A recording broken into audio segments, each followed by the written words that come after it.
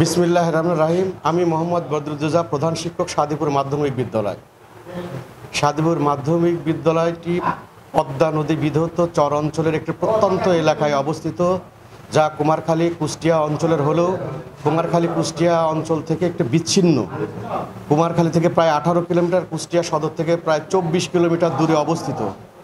বিভিন্ন প্রতিকূলতার মধ্য দিয়ে এই স্কুলটা আজকে জাতির ভাগ্য অন্বেষণের জন্য শিক্ষা ব্যবস্থার ঊর্ধ্বমুখী সম্প্রসারণের লক্ষ্যে আমরা সহকারী শিক্ষকবৃন্দ অত্যন্ত আন্তরিকতার সাথে পাঠদান কার্যক্রম চালিয়ে যাচ্ছি এবং আমাদের নিরলস প্রয়াসে আজকে আপনারা দেখতেছেন অবকাঠামোগত অবস্থান হিসাবেও আমাদের স্কুলটা যথেষ্ট মানসম্মত পর্যায়ে দাঁড়িয়েছে। ছাত্রছাত্রীর পরিমাণও বৃদ্ধি পেয়েছে, কিন্তু আশানুরূপ আমাদের এই কুষ্টিয়া কুমারখালীতে এই ছাত্রছাত্রীদের পরীক্ষার কেন্দ্র হওয়ায় অষ্টম শ্রেণী পাশ করলেই আমাদের এই ছাত্রছাত্রী আমাদের স্কুলে আর থাকতে চায় না, কারণ ওপারে থেকে প্রতিদিন যে এসে পরীক্ষা দেওয়া মোটেই সম্ভব না, থাকতে হয়।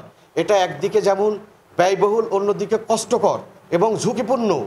বেশ আপনারা জানেন, বর্তমান নিরাপত্তাহীনতার বাংলাদেশে সবাই ঝুঁকির মধ্যে আছে। ইফটিজিংয়ের যে দৌরাত্ম্য, সেই দৌরাত্ম্যে এক জায়গার ছেলে মেয়েকে কন্ট্রোল করা মুশকিল, সেখানে ওপারে যে ভিন্ন পরিবেশে নতুন অবস্থানে এই জিনিসটা প্রতিকূলতা অবস্থার থেকে অনুকূল অবস্থায় নিয়ে আসা অত্যন্ত কষ্টকর।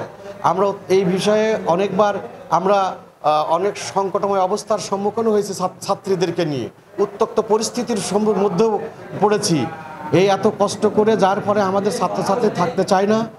এর মধ্য দিয়েও আমাদের শিক্ষা কার্যক্রম, পাঠদান কার্যক্রম আমি আমার যথাসাধ্য চেষ্টা করি সহকারী শিক্ষকদের যথাযথ পাঠদান করানোর জন্য, এবং অভিভাবকরাও খুশি। আমাদের এখানে ভালো ভালো ছাত্ররা থাকে না, কারণ পাশেই 5 কিলোমিটার দূরে পাবনা সদর এবং ভালো ভালো প্রতিষ্ঠান, যেখানে 10 টাকা ভাড়ার মাধ্যমে সহজে পৌঁছা যেতে পারে মানুষ। আমাদের এখানে এত ভালো অবস্থান, পাঠদানের অবস্থান ভালো থাকা সত্ত্বেও আমার স্কুলের ছাত্রছাত্রী অভিভাবকরা এই কণ্ঠাময় অবস্থানের কারণে, এই ঝুঁকিপূর্ণ অবস্থানের কারণে রাখতে চায় না।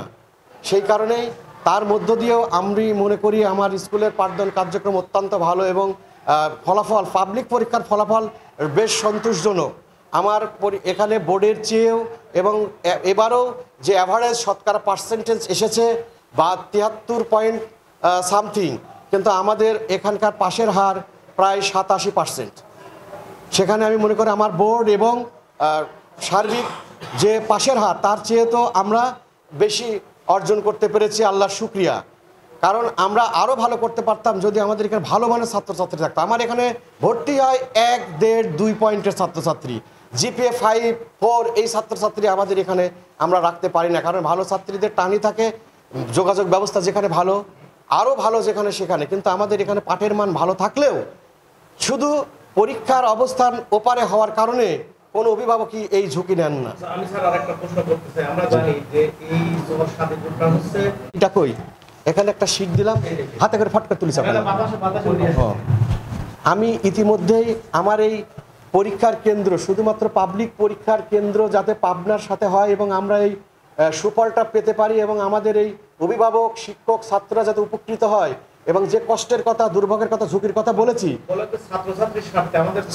এবং আমাদের কোনো ব্যক্তি স্বার্থে নয়, শিক্ষার্থীদের স্বার্থে, শিক্ষার্থীদের স্বার্থে, কোমলমতি শিক্ষার্থীদের স্বার্থে এবং প্রয়োজনে পাবনা সদরের সাথে পরীক্ষা কেন্দ্র হওয়ার জন্য ইতিমধ্যে আমি সচিব মহোদয়, আন্তঃবোর্ড, তারপরে আমাদের 2 রাজশাহী বোর্ড, তারপর যশোর শিক্ষা বোর্ড, ডিসি, এই সমস্ত শিক্ষা বোর্ডের চেয়ারম্যানদের কাছে আবেদন করেছি, শিক্ষা মন্ত্রণালয়ে আবেদন করেছি, সচিব মহোদয়ের কাছে আবেদন করেছি, আন্তঃবোর্ডে আবেদন করেছি। আমার এই আবেদনটা অলরেডি চলমান রয়েছে প্রক্রিয়া, এবং ইতিমধ্যে গতকাল শিল্পকলা একাডেমিতে শিক্ষা মন্ত্রণালয়ের কারিগরি বিষয়ক বিভিন্ন সচিব মহোদয়গণ, ঊর্ধ্বতন কর্তৃপক্ষ এসেছিল, সেখানেও আমি আমার এই বক্তব্য তুলে ধরেছি এবং তারা স্বাগত জানিয়েছে। এবং আমাদের এই বোর্ড এই যাতে পরিবর্তন হয়ে রাজশাহী বোর্ডের সাথে পাবনা সদরের কোনো স্কুলে যেতে পারে, সেই জন্যে কাজ এই সমাধান করার জন্য তারাও আশ্বস্ত করেছেন এবং আমাকে নির্দেশনা দিয়েছেন তাদের সাথে যোগাযোগ করার জন্য। আমি তাদেরকে ধন্যবাদ জানাই আপনার মাধ্যম দিয়ে। সচিব মহোদয়, বিশেষ করে আমাদের কুষ্টিয়ার কৃতি সন্তান ডক্টর খোয়ামা কবিরুল ইসলাম স্যারকে ধন্যবাদ জানাই। উনি ব্যক্তিগতভাবে আমাদের সাদিপুরকে ধন্যবাদ জানিয়েছে, আমাকে ধন্যবাদ জানিয়েছে এবং আমাকে তার ব্যক্তিগত মোবাইল নাম্বার দিয়ে উৎসাহিত করেছেন যাতে এই আমরা এই ভোগান্তি থেকে নিস্তার পেয়ে পাবনার সাথে আমাদের পরীক্ষার কেন্দ্রটাকে মার্চ করতে পারি, এই সমস্ত কাজ করবেন বলে উনি এবং আমাকে নির্দেশনা দিয়েছেন এবং পরামর্শ দিয়েছেন। আমি ইতিমধ্যেই সেই প্রক্রিয়া চলমান রেখেছি। আপনারা দেখতে পাচ্ছেন আমাদের কষ্টের এই সমস্ত চিত্রগুলো এখানে রয়েছে এবং বিভিন্ন পত্রিকাতে নিউজও আসছে। আমি সেগুলো কালেকশন করেছি। আপনাদের দৈনিক জাতীয় পত্রিকা বলেন, এই যে আমি বিভিন্ন পোস্ট অফিসের মাধ্যমে আমি এগুলোকে যথাযথ মন্ত্রণালয়ে পাঠিয়ে দিয়েছি আমার আবেদনগুলো। তারপরে আমি এই যে ডিসি মহোদয়কে, কুষ্টিয়া ডিসি মহোদয়কে জানিয়েছি। আমার এখানে বিভিন্ন পত্রিকাতে আসছে, আপনারা জানেন।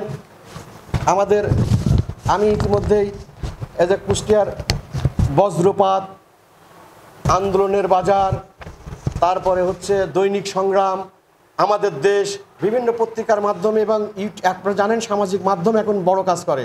আপনাদের মিডিয়ার, প্রিন্ট মিডিয়া, ইলেকট্রনিক মিডিয়া, আপনারা যারা গণমাধ্যমে কর্মী আছেন সকলকে আমি আন্তরিক ধন্যবাদ জানাই যে আপনারা আমাদের এই বিষয়গুলোকে তুলে ধরে আমার এই ভাগ্যহত সাদিপুর ইউনিয়নের কোমলমতি শিক্ষার্থীদের কল্যাণার্থে কাজ করতেছেন। এবং আমি আপনাদেরকে অনুরোধ জানাবো যাতে আমরা আমাদের এই শিক্ষার্থীদের এই চরম ভোগান্তি থেকে রেহাই দিয়ে এই চলমান গতিতে আমরা এই শিক্ষা কার্যক্রমকে আগে এগিয়ে নিয়ে যেতে পারি। এই জন্য আপনারা কাজ করবেন, এই জন্য আপনাদের কাছে উদাত্ত আহ্বান জানাই। এবং আজকে আমি আপনাদের সংবাদ মাধ্যম কর্মী আপনাদেরকে অনুরোধ আন্তরিকভাবে ধন্যবাদ জানাচ্ছি। আপনারা এসে আমার সাদিপুর মাধ্যমিক বিদ্যালয়ের এই অবস্থার কথা, আমাদের সামগ্রিক প্রাইমারি এবং আমাদের সমস্ত, এবং এখানে আমাদের একটা মাদ্রাসা রয়েছে বড়, এই মাদ্রাসাও কিন্তু এই কষ্টের মধ্যে ছিল। যেহেতু মাদ্রাসা বোর্ড একটাই ঢাকা বোর্ডে, সেই কারণে ওনারা কিন্তু অনেক কষ্ট করে হাইকোর্টের মাধ্যম দিয়ে পাবনার সাথে অলরেডি সংযুক্ত হয়ে গিয়েছেন। তারপরেও কিন্তু আমাদের দেখেন বই আনতে 5 বার যেতে হয়। এই চরের মধ্যে দিয়ে কত কষ্ট, আমরা বিভিন্ন কার্যক্রমের সাথে আমরা সঠিকভাবে করতে পারি নাই। এই সব কাজের মাধ্যম দিয়ে আপনারা তুলে ধরবেন আমাদের এই শিক্ষার্থীদের স্বার্থে, যাতে আমরা আমাদের এই প্রতিষ্ঠানগুলোকে পাবনার সাথে আমরা রান করতে পারি। তবে আমরা সবাই উপকৃত হব এবং আপনাদেরকে আবার ধন্যবাদ ও কৃতজ্ঞতা জানাচ্ছি।